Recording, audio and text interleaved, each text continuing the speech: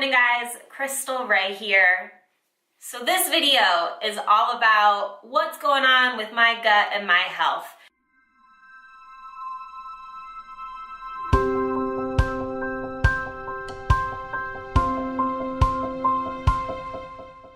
I want to give you guys more about me, my background, where I come from, what I struggle with, and what I've been doing and what makes me an expert when it comes to managing anxiety and dealing with the gut.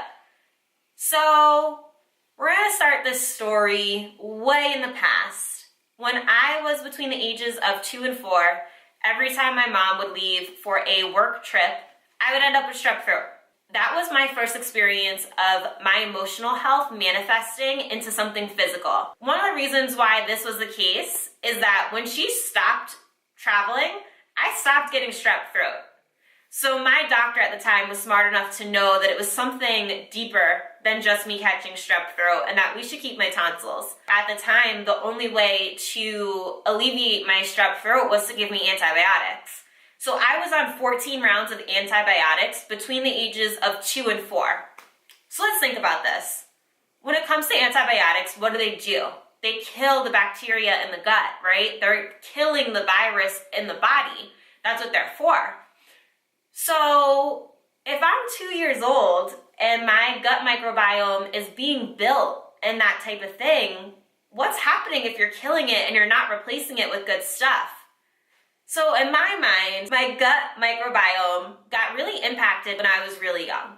And that's one of the leading contributions to leaky gut. If we fast forward a few years and we get to Crystal in high school, so now I'm around the age of 17, you could say, and at 17, I was experiencing dinosaur burps.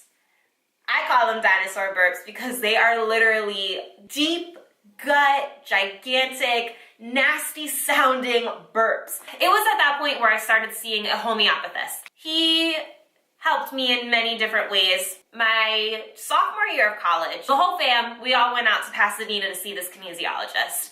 And he's very much so about putting you on different diets and that type of thing. So when I saw him, he put me on a diet where I only ate protein, green vegetables. That's pretty much it. No fruit, no grains, no nuts, like super duper strict, the strictest I've ever been. And I felt pretty amazing, but from an emotional standpoint, it wasn't realistic. And mind you, I am a sophomore in college around all these people that are not living that type of lifestyle at all. And under a ton of pressure too. Like college in itself is just a lot of pressure and a lot of stress. But from this doctor's standpoint, if we could control what was going into my body, we had a better control as to how I was reacting or feeling and things of that nature. And it's true, like I did feel great. It took a little bit of time. It takes about 3 weeks when you switch to a diet like that for your energy to come back up. But it did feel great. So I did that. I saw a bunch of other holistic doctors in between, still trying to figure out like what's kind of going on with my gut. And then for my junior year of college, I went to Bolivia and I ended up getting sick in Bolivia. And I hate throwing up. It's like, I hate it. And I ended up getting sick and throwing up a couple times in Bolivia. And something in me switched when I was in there. And I refused to really eat because I was scared that I was gonna get sick again. And so I kind of lived off of French fries for like my last week or two. I begged my mom to have me come home earlier, so she rescheduled my flight, paid the extra money, like got me on a plane. I got to come home earlier than I was supposed to. I finished my course though, so I got the credits for school. But something in me had changed. And that senior year of college was when my anxiety probably was at its highest. So there were a good 3 weeks where I wouldn't really eat anything. I lived off of toast, I lived off of soup, and I don't think I really ventured too far from that. I was the lightest I'd ever been. I weighed at like 105 pounds, and mind you, I'm 5'5", so 105 is underweight for that height. I was in a toxic relationship too at the time that I was going through, and I hit my most bottom point in February of that year. What ended up happening was I started seeing another therapist, In February, I was seeing two therapists at the time, one who I had saw when I was started at 8 years old, and then a new one. And I worked with him, and he did a lot of mindfulness practice with me. And so I really learned how to tune into my body and become mindful and become in the present moment, control my anxiety, realize that what I feel is a big deal isn't as really a big deal. He helped shrink my world in a sense. And after I graduated from college, I met a man, and you know, he and we had a date at a restaurant. I had to get over my fears of eating in restaurants again because I developed this fear. And I pushed myself. I kept pushing myself to get out there and things of that nature. And, you know, my psychiatrist, we were wondering, is my stomach all emotional? Because, you know, there is this belief that when you believe something, you do have it happen to you physically. And I do believe that to an extent. Like, you know, if I believe that this food is gonna hurt me, it's gonna hurt me because I'm expecting it to hurt me, right? Like, I'm creating it. November of 2012, I went to a gastro doctor and they did an endoscopy. So they stuck the tube down my throat and they looked inside my stomach. Everything was pink and clean. Nothing was going on, everything was clear. They gave me a food allergy test. I was negative to lactose intolerance. I didn't have a gluten allergy. Like, I was fine to eat whatever foods I wanted to eat. Cool. So I went back to experimenting, eating all these new foods, you know, believing that I was fine to eat them, and I went back to that. And I was okay. 2015, I decided to do a pole fitness competition. And it was when I was working, I just switched jobs. I had been eating a lot of bagels and sandwiches and things of that nature, and something wasn't okay with me. I was moody, I was depressed, I was going through it. I was going through the emotions, and so I started working with a nutritionist who also is in the pole fitness industry, so she understands what my workouts were and what I needed. With her, I was starting to change my diet, but I was still leaving the gluten in there. I was just kind of minimizing it. I hadn't completely eliminated it. So at that time period, my stress was super duper high. I'd never competed in a pole fitness competition before. I've never really been on stage. I'm not a performer. I'm not a dancer. Like, it's not my thing. But I pushed myself beyond the fear. I got on stage. I competed. So right after I got off stage, a week later, I decided, you know what? I'm gonna do an NPC bodybuilding competition. I know my body can put on muscle. Let's see how much muscle I can put on. I wanna see it. So I started working with a trainer, and she had me eating 280 grams of protein a day or something like that, which is absurd. Like, if you ever have a coach telling you to eat that much protein, you are a 120-pound girl, no. The typical standard is a pound of protein per body weight. So if you weigh 120, you should be eating 120 grams. If you weigh 150, you should have 150 grams of protein. That's kind of the rule of thumb.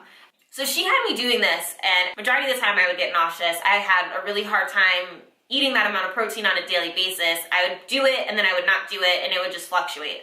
So after working with her for 6 months, I was like, something's not right. Something's not working here. So I started seeing an acupuncturist, and he was like, your body's not absorbing. I was like, oh, okay, my body's not absorbing.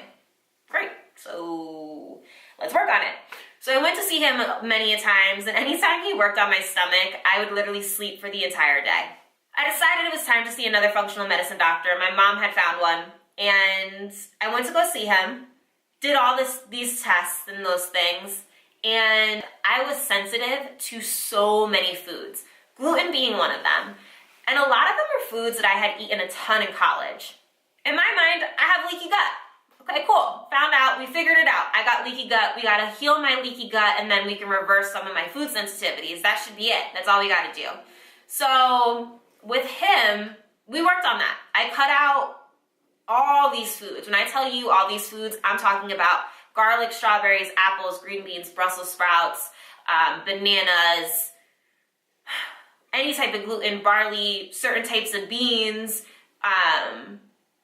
literally foods upon foods upon foods, like no dairy at all, like a gigantic list. I'd never been this restricted before ever. And the whole garlic thing made eating out like a headache. Just so you know, everyone makes chicken with garlic in a restaurant. Beef, it's half and half. So like figuring out how I can eat outside was a true struggle.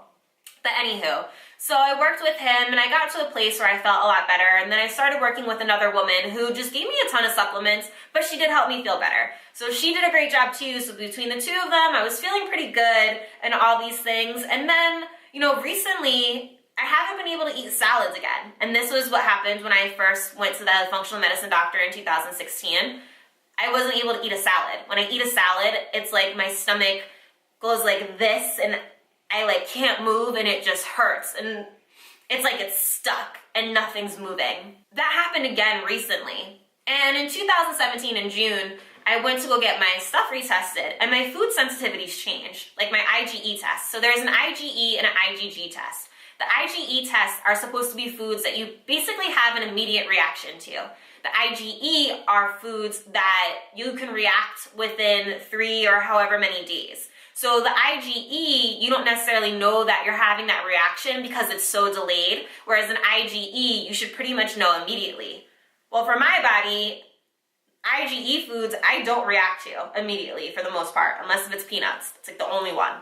Everything else, it's like a delayed reaction. So I have a really challenging time figuring out what foods are impacting me, but every morning I wake up congested and I'll sneeze and I'm like, I know something's wrong with my body because I don't have a cold.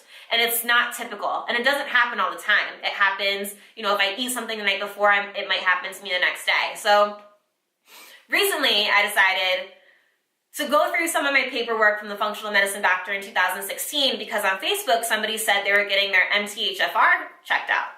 And I was like, wait, MTHFR, that's a thing? That matters? What? I should actually care about that? And come to find out, so I have a gene variation with the MTHFR, and I'm heterozygous for C677T, which means basically that I'm working at a 70% level on my body. And that gene variation can impact anxiety, depression, your ability to eliminate toxins, your folate levels, things of that nature. So for me, that's like, what? That's huge. That could be why I get anxiety in the way that I do, why I do feel depressed sometimes, why I'm not absorbing. I don't even know. I'm still trying to learn what the hell MTHFR is. So I found a functional medicine doctor that is an expert in MTHFR. I'm gonna go see him today, so I'm so excited. I will take you guys with me. I don't know how much I'm gonna be able to film inside, but if I can, I will, and I'll share some clips with you. If not, I'll give you guys a recap. We'll see what's happening, but something's still not right, and I know that, and it's about time to figure it out. So I'm hoping that this doctor will be able to point me in the right direction. That's the story right now. That's a long-winded background for you, but yeah, stay tuned, because we're about to go see the doc.